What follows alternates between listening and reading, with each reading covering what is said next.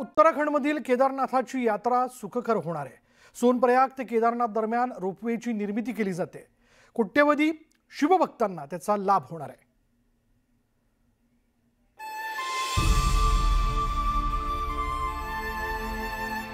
उत्तराखंडमधील बर्फाच्छादित डोंगरांमध्ये वसलेलं हे केदारनाथ मंदिर भक्तांचं आस्थेचं केंद्र आहे।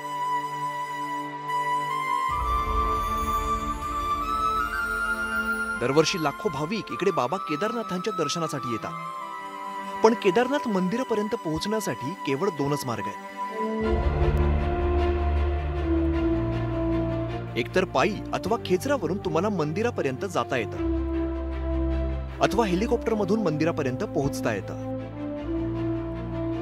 पण आता रोपवेच्या माध्यमातून सुद्धा तुम्हाला बाबा केदारनाथांच्या मंदिरापर्यंत पोहोचता येणार आहे। सोनप्रयाग ते केदारनाथ मंदिरापर्यंत हा रोपवे तयार केला जाणार आहे। या रोपवेची लांबी 12.9 किलोमीटर असणार आहे। सोनप्रयाग ते केदारनाथ मंदिर हे अंतर अवघ्या 36 मिनिटात पार करता येणार आहे। तशी 1800 भाविकांना ये-जा करता येणार आहे।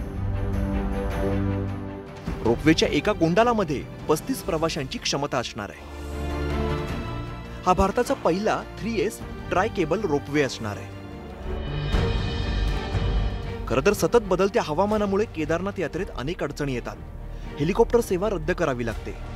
गेल्या 2 वर्षात हेलिकॉप्टर दुर्घटनेमुळे ही सेवा सुरक्षित राहिलेली नाही। पण आता रोपवेमुळे ही यात्रा सुखकर होणार आहे। Bureau report, news 18 Lokmat.